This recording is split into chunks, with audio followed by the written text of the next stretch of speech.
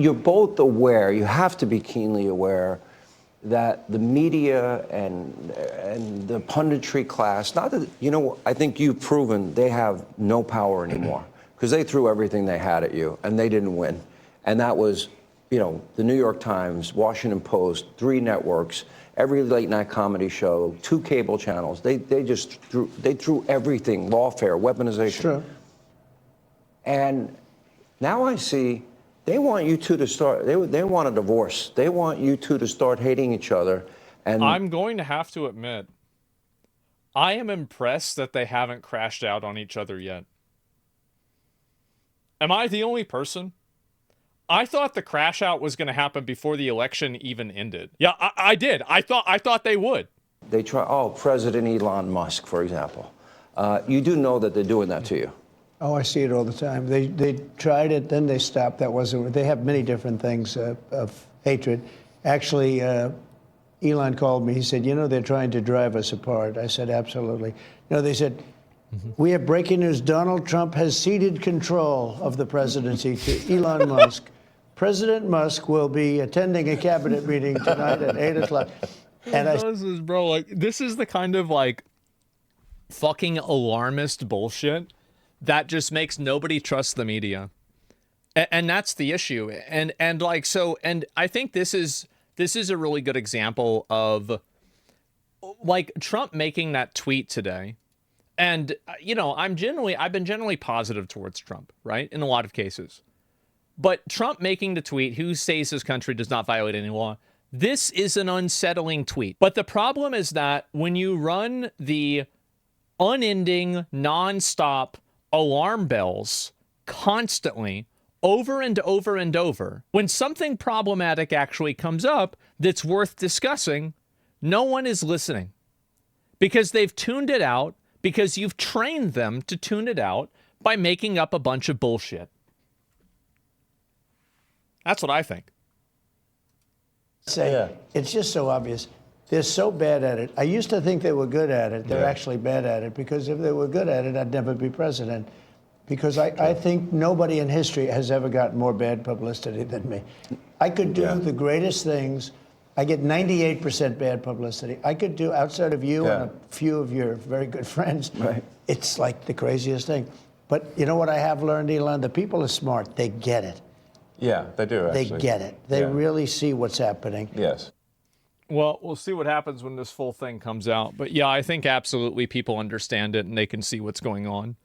And I think that's couples therapy. You think so? Is that it? And I just, Trump trusting Elon to audit the government is like Frodo trusting Gollum to destroy the One Ring. I mean, to be fair, Gollum was the one that went down into the Mount Doom with the ring. I mean, he, in a way, like, that kind of, I mean, like, yes, in a way, but the ring was destroyed. Yeah, true. So that was because of God? You're right. You're right. That was one of the few instances where Eru Ilúvatar intervened into the mortal world of Arda and caused Gollum to trip, falling into Mount Doom with the Ring of Power. That is accurate. So, Elon is Gollum? I guess so. Yeah, I guess. And so anyway, is that real? Yeah, I think it is real. And anyway, so this is really what I think is happening, is that I feel like it is also a problem when the media is actively, and I felt this way with Biden too. I think that there needs to be like a certain degree of like shared purpose patriotism that American media needs to have to an extent where they don't actively try to sabotage the current government. I feel like they are actively trying to sabotage the current government in a regular basis. And it's like, how is that serving any citizen at all? Why? Because I think that when you have a profit incentive around destabilization of the government, that's a bad thing. And I'm not saying that it should be legally required to give them positive press, but I just think that it's problematic. I don't like it. Is that fair? I think that's fair to say. Sure. Try and sell papers? Yeah, it's free speech. I didn't say it's not free speech. I said I just don't like it. That's all there is to it. And it's absolutely fair and correct. Yeah, there's a lot of malicious compliance going on. You like destabilization, though? Yeah, but they're doing it because they're trying to push an agenda. I'm doing it because I'm trying to push another agenda that I think is more accurate. They're only trying to do some others. I don't agree with their agenda, basically. That's it. Yeah, that's the main reason. I don't agree with their agenda. I think they're morons. So, yeah. In their minds, that's how you get Democrats to win next time? Yeah, I guess so. How do you solve that, though? Who decides what's destabilizing? The person who wins. Obviously. Yeah, I mean, I feel like that's clearly what happens. And, yeah, we'll look at this real quick and then move on. Look at maybe a couple of other things, and I want to do some other stuff. Can you feel the love tonight? Good question. Boy. Federal workers apparently can't, and these broken-hearted, bloated government groupies might as well have spent their Valentine's Day saying, pick me, choose me, love me. When our computer systems are under attack by pimply teenage boys, what do? You complain outside of the building with masks on. That's what you do. It's obvious what you're doing. You complain. They want to take away our protections for their profit? We have a saying for that. Come and take it. Come and take it. We are not. They did. That's why you're not in the building.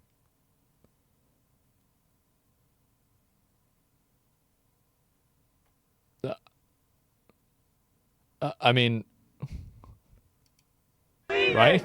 We are not leaving. Right? We are not leaving. They did. They're not, but they're not in the building.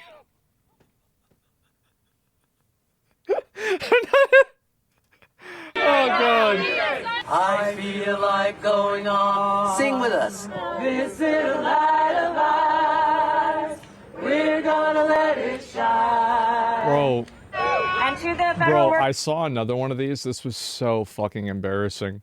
Let me see if I can find it. This is like, I think it was like 2 days ago. Where is it? There. Oh, which side are you on? Which side are you on? Tell me, which side are you on? Which side are you on? We'll fight against Josh. We'll fight Elon Musk. No Elon's kept within our walls. We'll fight from dawn to dusk. Oh, which side are you on? Which side This hurts to watch. I know. Which side are It's you bad, on? right? Which side are you on? Trump's coming for our unions. He wants us all to fail.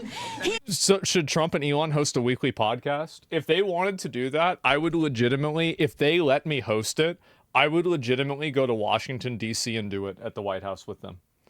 I would absolutely fucking do that. Like, so all they have to do, just hit me up and we'll make it happen. He wants us to bow to him, but we want him in jail. Oh, which side are you on? Which side are you on? Jesus. Which side are you on? Which side are you on? They Man. say in the capital city there are no neutrals found. You're either with the union or a scabby Musk bloodhound. Oh, which side are you on? Man. Which side No, are you guys, you're gonna have to listen to the whole thing. Which side No. are you on? No, you're gonna have to hear it. Which side are you on? Don't take. You know what they're gonna... It just reminds me of, like, remember how they used to play Dora the Explorer over and over in Guantanamo Bay as like a torture thing? They could just do this one instead. That government buyout. Oh, God. Don't listen to Trump's lies. Please spare us. I Workers know. haven't got a chance unless we Jesus. organize. Oh, which side are you on? Man. Which side are you on? Tell me. Which side are you on? They Which love side singing. are They you really do. on? They love it. So this isn't the first time, and it probably won't be the last. We're gonna let it shine. And to the federal workers who have been let go or put on probation or on administrative leave, let's all say together, we love you. We love you. We love you. Joining us now, Fox and Friends Weekend co-host Charlie Hurt. That was outside of HHS, Health and Human Services. They're wearing masks that don't work and outdoors. They deserve to be fired for being morons. Yeah, exactly. For not trusting the science that shows that the masks don't work. No, but it is amazing to. I mean, you know, part of the art of any one of these political fights is picking really good enemies. Dangerous oligarchs grab everything. Suspect your elders. To be fair, this is a pretty good one. I think this is a very good one. And I mean, Donald Trump has the best enemies. Yeah. He has fallen into this group, and every single one of them is a federal employee. As I think you just said, Dagan, a minute ago during the break, they're all off of work. These are all the people that don't actually show up to work every day.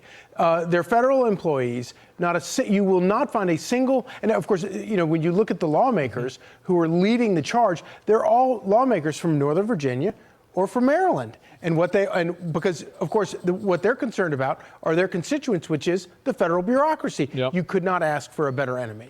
Well, first of all, why do they have to sing? I'll just leave that out there. Exactly. Please stop singing. Yeah. But look, thank you. They have a problem getting them back into the office. It's Friday. Outrageous. They're singing instead of being at work. So they're not even home on their computers doing the work they claim they should do remotely. Yeah, and it kind of goes back to the whole thing about federal employee unions. I will never understand how you have federal government employee unions. You have taxpayers, and that's the only thing that matters. Taxpayers pay all their... So the liberal media is hoping that President Trump and Elon Musk join the likes of Brad and Jennifer, Ben and J-Lo, Brittany and Justin. Hear what Trump and Musk have to say about that in this preview of Sean Hannity's exclusive interview with the duo. Yeah, so this is the thing we just saw. They want you two to start, they want a divorce. They want you two to start hating each other. And they try, President Elon Musk, for example. We'll go you do know. I get 98% bad publicity. I could do, outside of you and a few of your very good friends, it's like the craziest divorce? thing. Yeah. But you know what I have learned, Elon? The people are smart. They get it. Yeah, they do, actually. They get it. They really see what's happening. Yes. That's how he ran away with the election. Yeah. I'd argue it was good publicity because it was so way over the top. Oh, yeah. I think that's what happens, too. I think that people overplay their hand and they're too dramatic about it, and it ends up alienating people to the other side. I see it happen all the time. And it was the same thing that I was talking about with those like activists that went to like that public hearing and they were dressed up wearing a bunch of like weird makeup and like screeching. Like nobody reads that or watches that and they say, oh my God, we're doing something wrong by not capitulating to this type of behavior. Everybody sees that and they're like, oh my God, these people are fucking crazy. Absolutely, and he's right. People do see through all of it, and I think it's really funny when they try to troll President Trump or troll Elon Musk. Don't try to troll either of these two guys. These troll guys masters. They're the master trollers. You will never ever successfully troll either one of them. I do think though that it's probably got to be very confusing to a lot of people to not. In the press, they've never seen a relationship like this. They've never seen a guy like Donald Trump. They've never seen a guy like Elon Musk take such a profound interest in trying to do something good for the country like this. And so it's got to be confusing. They have to think, oh, it must be J-Lo and Jennifer or whatever. Well, they're used to Republicans cave in. They come in, they hold elections. Democrats hold power. Republicans come in, okay, back to business as usual. Now you've got a businessman, arguably the best in the world, who says, you know what, enough. And another guy, and he wins the presidency because they couldn't destroy him. Republicans are very good losers, and they've been good losers for a long time. And so I think he's right about that point. I don't agree with this guy on a lot of other things, but that point I think is very accurate. Is that I think that Republican Party operated as controlled opposition for like 15 years until Trump came along. idea that you have a guy that's winning, and we're 3 weeks into his presidency. I'm tired already, it's man. It's exhausting. It's like every day is Valentine's Day with this guy. Oh, God, I'm eating it up every day. Oh, God, I just skip the cereal and just go right. That's enough. But yeah, anyway, I feel like, yeah, it's a bit much. It's just a little bit much for me. So yeah, controlled opposition. Yeah, that's the way it felt like to me, at least, right? And at least that's what I think. What's Fox News? Yeah, it's a bit much. Anyway, attacking the Capitol is good losing. Well, no. I mean, no, that's not what I was talking about. I wasn't talking about that at all. I was talking about something totally different. I think that for a long time, I think that like Republicans didn't really embody a lot of values and a lot of problems that average people had. And a lot of their platforms were on antiquated conservative ideals that a lot of the country had already moved past, such as things like gay marriage and things like, outlawing marijuana. And I think that they were very much like, they were identified much more as like the party of the elites. I think that's kind of what happens. And that's the way I felt like with somebody like Mitt Romney or something like Jeb Bush or something like that. And it was like their platforms and like what they were advocating for were things that I just didn't really have a lot of interest in.